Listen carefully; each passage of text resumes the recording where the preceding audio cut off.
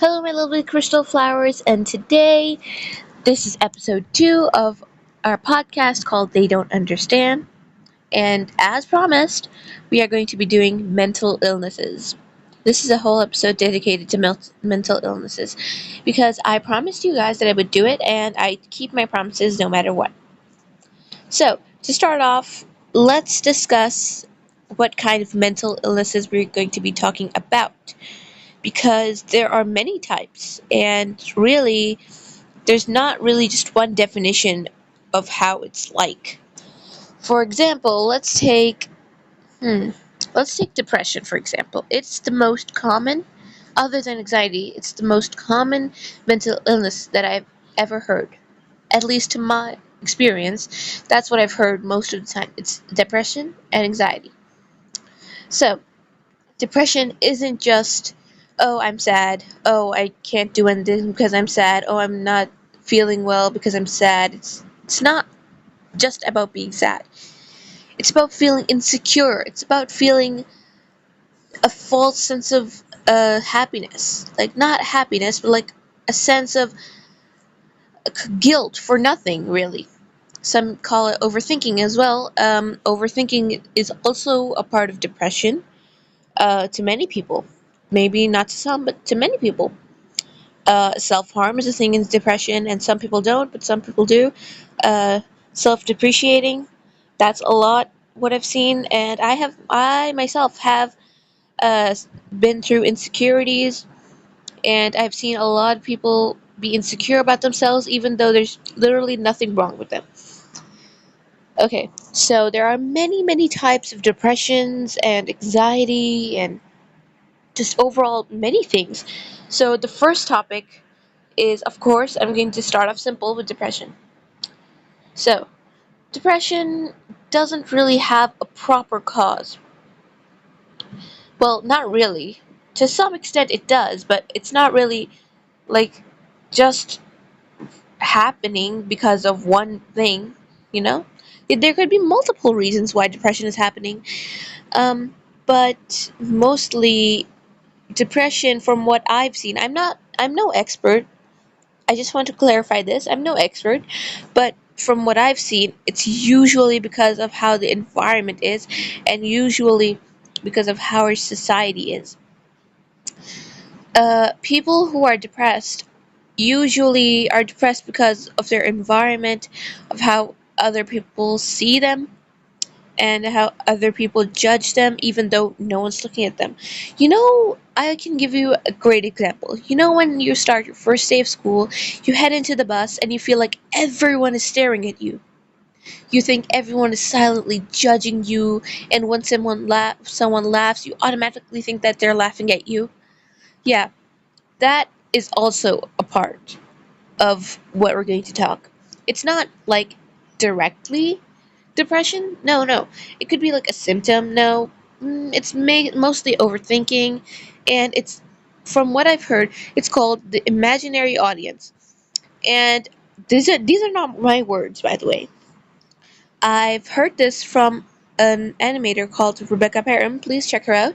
She has defined this as an imaginary audience, that we think that everyone is silently judging us and watching us and giggling and laughing at us. But in reality, they're just doing their own thing. Sure, there might be a few people who can be a little snarky, a little mean, but other than that, it's just all in our head. Now, I'm not saying that everything is all in our head, no. Uh, Most of the things that we experience are real, yes. Um, let's say anxiety. I can give you my own experience as well. One day I was just feeling I was overthinking. I was overthinking what if, let's say, yeah, I was on a trip and I thought that I didn't call my mom because she was supposed to pick me up. My uncle was supposed to pick me up.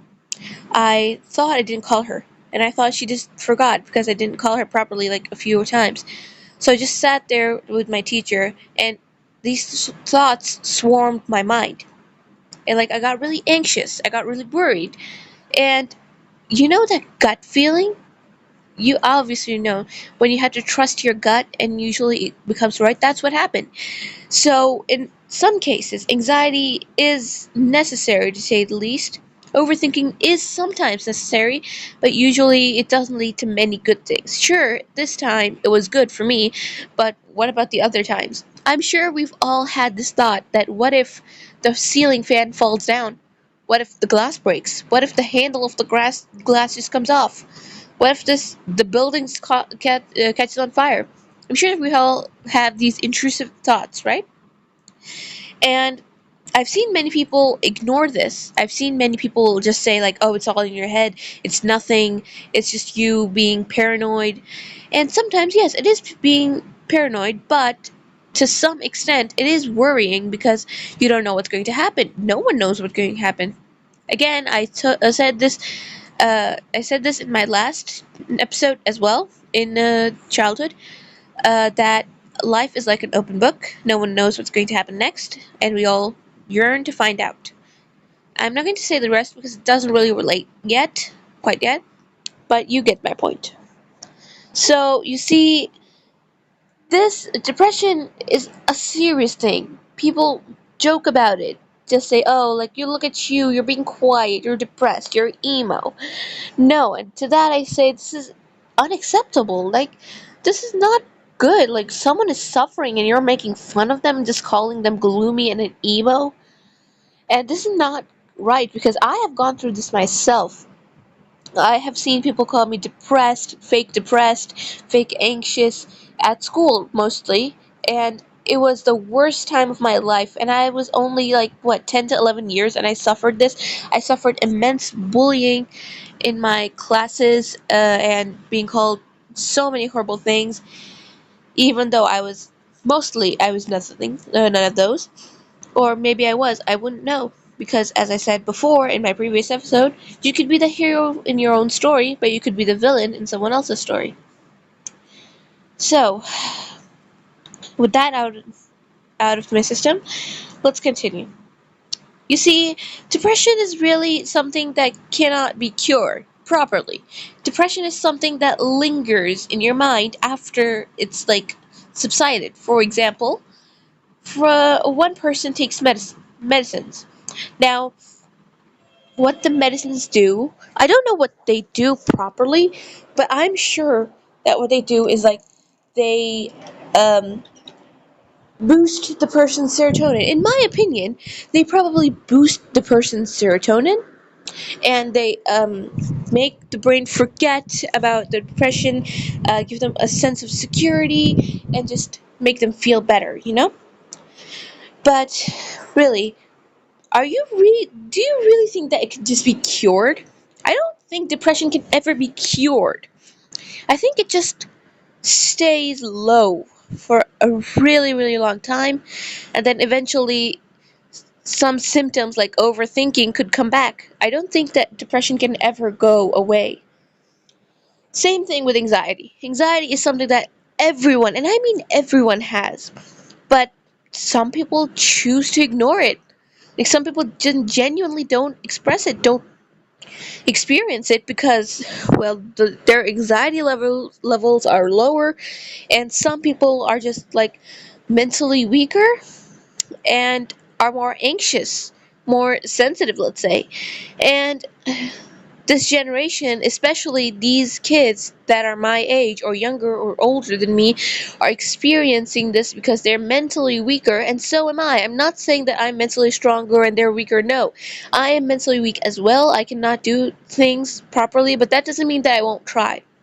Sure, I might fail. Yeah, that's true. I might think that I cannot do this. Yeah, but who doesn't? Like, there is a specific phobia that's called fear of failing, and that can what do you think the reason for that is? You can't just say like, oh, I got bad grades. No. What do you think the reason for that is? Ment- Mental illnesses. That is the main reason of kakorophobia. I don't know what it's properly called, but you can look it up. It's the fear of failing, and I think that it is mainly mental illnesses that cause this. So, moving on, I think we've talked about depression and anxiety in the same thing. I know I wasn't supposed to, but I did. So, the next thing I'm going to be talking about is, well, it's more of a health, like eating disorder, but it's still a thing that it affects people emotionally and mentally. So, wait, no, let's leave this topic for another episode. Let's leave the whole eating disorders for another episode.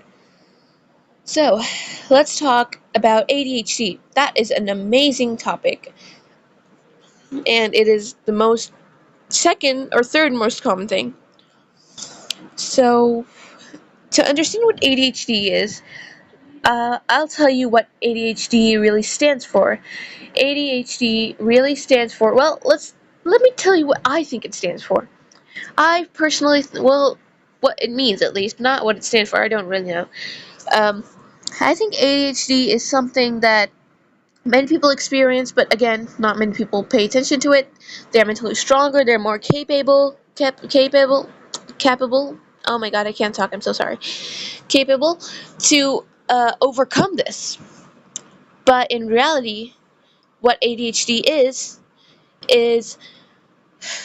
it is attention deficient hyperactivity disorder, which is impulsivity basically, to say the least. It's impulsivity. And it interferes with our functioning, our development, and it creates impulsivity that we can't do stuff properly because we get distracted and more so we don't have much self-control because we have difficulty with it. So many people just push away ADHD and just think it's nothing. And again, there are meds for ADHD, but really, uh, I don't understand what meds can do, and I probably won't be talking about it because I know this is a very touchy subject, medicines and stuff, and I do not want to upset anyone, or offend anyone, because I am not an expert. Again, I'm saying this, I am not an expert. I am just sharing my opinion.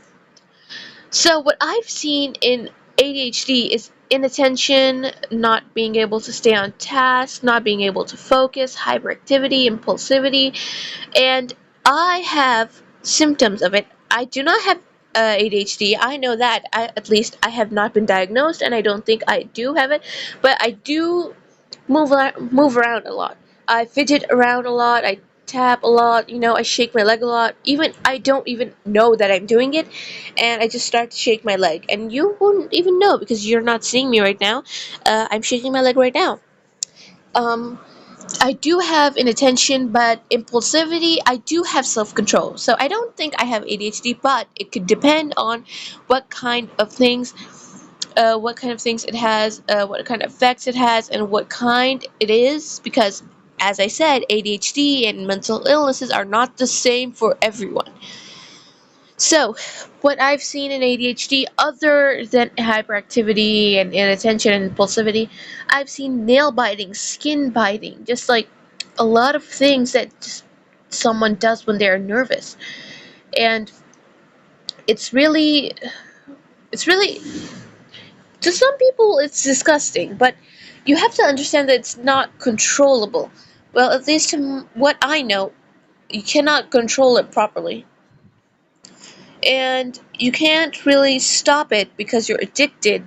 Like, it's like a drug that's like harmless, but at the same time it's doing so much. Nail biting is something that can just ruin you completely because you don't know, you're unconsciously doing it sometimes. Skin biting is something that also you do unconsciously, and then you don't even realize what you do after you're done. And what I've seen is that people mostly don't even, when they aren't even nervous, they do it. And it's really just, people are judgy and they say, like, you're disgusting, why would you do that, you should control yourself, you're crazy, you're mental. That, and it's really hurtful to someone like that, and it's really difficult to stop, because especially if you're being demotivated, you won't be able to stop. And in my experience, I have stopped to a good extent. Been I haven't been biting my nails for over a week now, which is not much. No, not even a week. I'm not going to lie. It's been like 3 to 4 days I haven't bit my nails, which is not much, admittedly, but it is a progress. It is a change, and not many people are able to do this, and I feel accomplished that I'm able to do it. Even those who can go months, years without biting their nails, they're great, but that's well and good, but I'm proud of what I've done. So what else is in ADHD? Well, in ADHD, usually students, yes, students are the ones who show it more often. Because, look, so let's think about it. Students are being forced to sit in a classroom, not roam around, talk. No, they're forced to be sitting in a classroom with a book in front of them while the teacher is teaching. Which uh, I think that it's okay. You're right, it's okay because you have to learn from the teachers, right? But uh, you can't um, you can't really walk around because it's really irritating. You can't squirm, you can't dash around, and you feel restless. And mostly, and I can search it up right now, and it's mostly in teens. Adults, yes, there's adults, but they can control it more, and even if they can't, like, it's not that severe as much as it is in teens. Teens aren't able to finish their sentences, or they either finish other sentences. They either, like, again, this is impulsivity. They finish other people's sentences. They answer questions before they are fully asked. They talk excessively. They have difficulty waiting for others' turns or intrude on others. Like, are not able to comprehend the objective of waiting, to say the least. Well, it's not comprehend, but basically it's hard because they're so impulsive because of the ADHD, and you have to stay walking, fidgeting, something, and it's really difficult in our today's society where people think, oh, mental illness is just a joke. No, it is not a joke. This is ridiculous. And really, it's really hard seeing so many people struggle with the same thing while no one is being able to help them.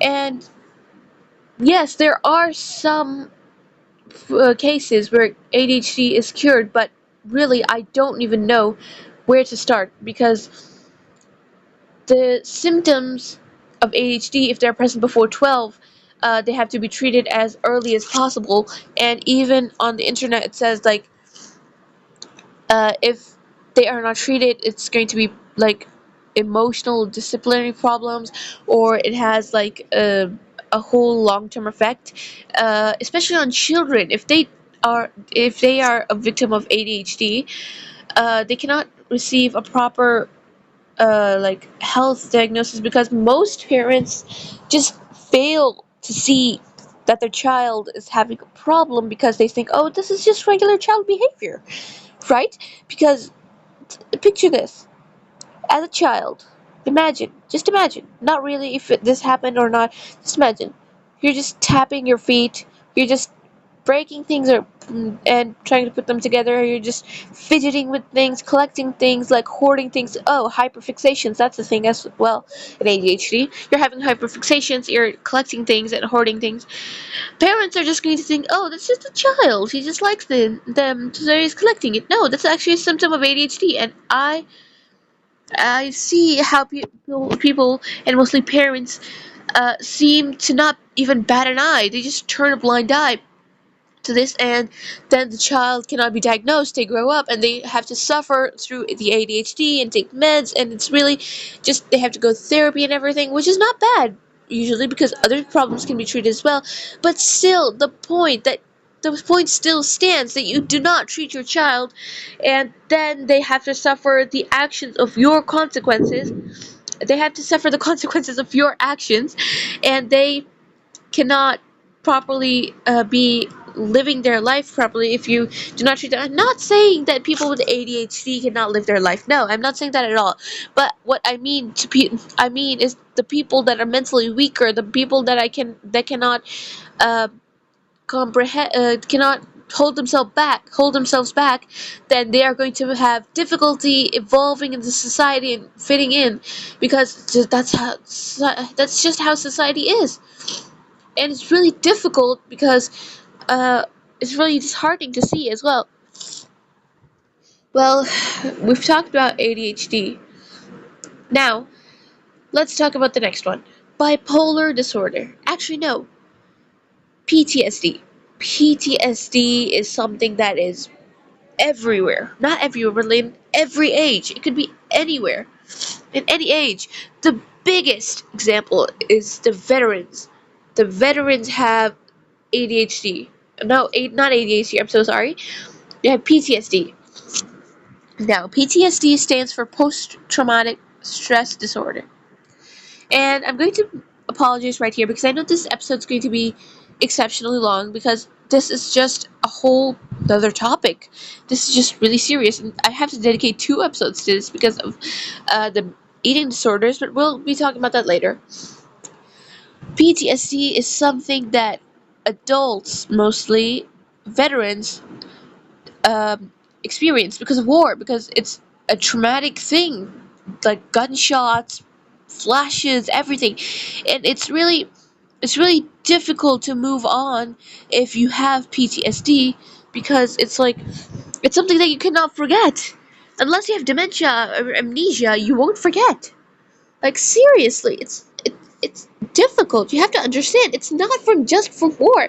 It can be from something else traumatic, like an accident. It could be like childhood trauma. It could be something like bullying. It could be anything really. And people just don't even bat an eye. And I don't understand how people can be so ignorant and so just so ignorant and just ignoring this so much. I cannot even comprehend how people can just ignore something like this. It is such a serious thing, and people are not able to function properly because of this, and especially veterans and children who experience PTSD, they cannot properly do anything because of this. And it's not real to what I've seen. I've personally never seen anyone cured of PTSD because it is a memory that lingers in your mind no matter how much you want it to leave. And even if you can make it to leave, then at what cost? At what cost? It's really difficult. And I want to let people know and understand how this works. The next one is bipolar disorder. And you might have heard bipolar disorder, or if you haven't, then I'll explain it to you.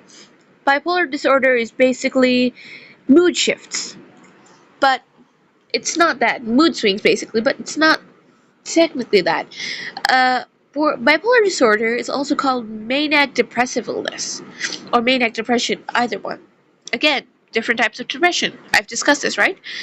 So it just affects a person's energy level, activity level, mood, and it makes it difficult to carry out different tasks. And it's really, really dangerous as well because this can either have increased energy, impulsive behavior, agitation, or it could have depressive symptoms. You see, you have to understand how much effect emotions have on our body. You see, if you're sad, you just feel gloomy, you don't want to do anything, you don't have enough energy, you don't feel like eating, you don't feel like sleeping, or you only feel like sleeping, or you only feel like eating. Um, Basically, what I've read from Google and articles is basically that depressive symptoms include lack of energy, low self-esteem, and worst of all, depressive and suicidal thoughts. You see, it's not as simple as it seems. Bipolar disorder is not just mood swings, it's something that can harm a person, risk their lives. And what is bipolar disorder caused by, really? Uh, it's not because of trauma or anything.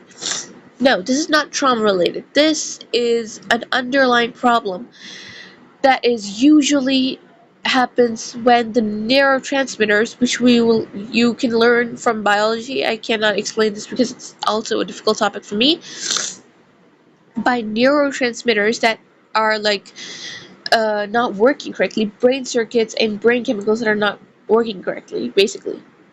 So the three main ones, I only know two, but I'll search up what the third one is. The main three chemicals in the brain, which are serotonin and dopamine, and the third one is uh, adrenaline, I think. Noradrenaline. These are the things that basically control our bodily functions. Apologies. Sorry about that. So basically, these are the three things that control our bodily emotions, and with bodily emotions come bodily functions. And the thing is, bipolar disorder cannot go away. Symptoms can come and go, and it usually needs like a lifelong treatment, like an endless treatment, and it does not go away on its own. You need to understand that these things do not go away on their own, and they do not intend to go away on their own. It is really difficult for them to even like start to vanish. You cannot just deal with them on your own. You have to seek help. You have to like take medicines, because this is an important factor in depression and suicide and job loss, ability to function, everything. And really, it's really difficult. I know I keep bringing up it's really difficult, but it really is. I need you to understand how serious it is. And I think that's all of the proper ones I can discuss today, because first of all, we're running out of time. Secondly, I do not know what other mental disorders many people have experienced. There are a lot. I can just say this. There are a lot. And I'm sorry to the people who have those, and I cannot speak about this because I don't know myself. I only spoken of what I know. And maybe in a future episode we can discuss this more, but till then, goodbye, my lovely crystal flowers. Stay safe and stay healthy, and remember to stay hydrated and eat. Okay, goodbye.